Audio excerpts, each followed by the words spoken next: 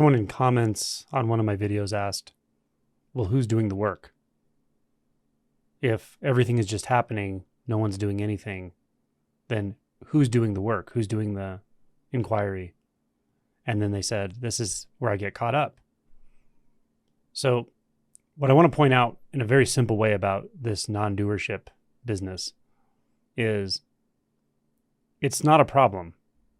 So in the moment, if you're doing inquiry, for instance, you're inquiring into what it is or who it is that's aware of a thought, or perhaps you're inquiring into the nature of perception and form, for instance, whatever the inquiry is.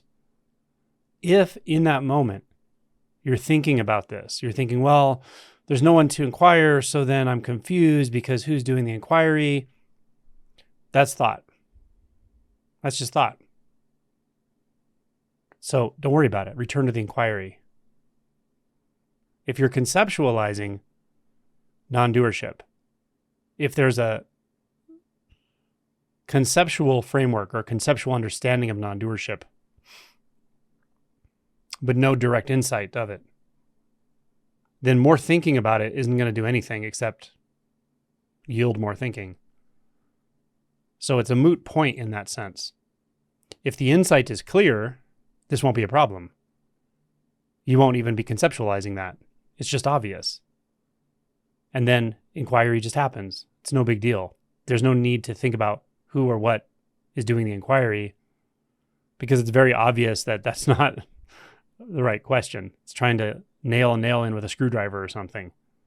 It's like nonsensical. So if the insight is clear, you won't even be worried about it. You won't be in your head telling yourself, well, there's no one here and nothing to do, or talking about it to others. You won't be, using the non-dual dialogue about how there's nothing to do and no one to do it, etc. Because what's obvious is obvious. And when it's really obvious, when the insight is clear, there's no reason to talk about it. It's not a concept. If the insight hasn't landed, it doesn't help you to conceptualize it at all. It's just not skillful in a sense. Now, you could inquire in your direct experience, if this is what's interesting to you, into something like who or what is choosing thoughts. This can lead to a first awakening if you really drill down into your experience. If you notice a thought arising, and then you notice another thought arising, and then a further thought, and then look for that or who seems to be choosing those thoughts. Really look closely. Can you find anything? Can you find anyone? So you can turn this into an inquiry. But again, if you're conceptualizing, using it to fuel doubt in a sense, or if there is just a bunch of doubt, it's not helpful. That's thought. It's okay that it's there, but there's no need to get caught up in it. Just recognize, oh, I see. There's a thought that says, I'm confused. Return to inquiry, or return to this, or just let go, or don't do anything in particular because there's no one to do it. But again, if that insight is there, if the insight has already dawned, this just isn't a problem. So I wanted to make this very simple because it seems to be a complex issue often when you're grappling with it, but it's not. It's as simple as saying, don't worry about it. If you're thinking about that, that's just your mind getting a hold of you. Just your mind kind of running, grabbing the non-duality ball and running. But talking about non-duality, believing there's no one there is not at all the same thing as insight. Direct insight into the nature of this. Direct insight into the nature of identity, of self. It's a profoundly, profoundly different thing. So like always, it's important early on in this unbinding process to move beyond conceptuality, to realize the answers aren't in thought, and also to realize the doubt is thought. The answers aren't in doubt either. and the answers aren't in analysis. That's an important recognition. And if you realize that in a deep enough way, you'll realize what you take yourself to be in that moment is the doubter. What you take yourself in that moment to be is the one who's analyzing. And if you look closely enough there, you'll realize something very important. That's an early insight, but it's a very important insight. Sometimes I call it first awakening. So that's not the same thing as a thorough realization of non-agency or non-duality. But people mix this up a lot because of the terminology. I think some people don't even necessarily have that first shift and still believe the non-dual, narrative that's become pretty prevalent online. So don't believe narratives. Don't believe anything anyone else says about this stuff. Any of it. You've got to find out for yourself. And you've got to find out for yourself. That's why you're here. So move beyond thoughts and concepts. And then you're already beyond the narratives, whether they're old narratives, new narratives, contemporary narratives, spiritual narratives, non-spiritual narratives, narratives about there being no self or no doer.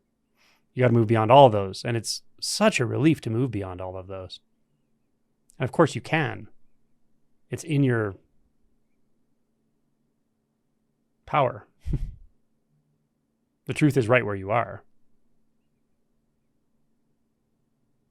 You just have to look in a place you haven't looked before. You have to look in a way you haven't looked before. Or look in a way that you are not used to looking based on the momentum of thought, the momentum of mind and concept. Because the mind, or let's say the ego, is very agile. It can grab onto anything. It can grab any ball and run, including very radical messages about spirituality, non-duality, any of it. Anything I say, anything anyone says can easily be turned into a concept. And it will. That's not what we're talking about. It's just a flash. Seeing what's not in that realm of concept. It's not in the realm of I have it or I don't. It's not in the realm of I understand it or I don't. It's not in the realm of I doubt or I don't doubt or I'm certain. It's not in that realm. It's closer. More simple. More immediate. More right now. This is what we're talking about. I won't tell you come back to the now because there's no distance. No one's ever left the now. It's more like look at who it is that feels like they need to come back to the now. Look for what it feels like to be you, the one who's curious, you, the one who doubts. Look at where that actually is. Find it. And don't look with tension and struggle and frustration. Look with curiosity, simply, in a very simple way. Very, very simple way. You'll often start by looking in very complex ways.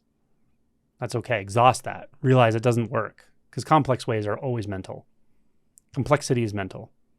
So you'll kind of exhaust that. You'll get tired of that. Your mind will get tired of that. Start looking in simpler ways. Something very simple. Something very like right here. Very immediate. Very like don't have to go out to it. Taking a backward step is a nice way of saying it, but you're not even taking a step backward. Take no step. Take the 0 step. Don't step. Don't move. Don't move your mind. And just see. Right now. Very simply.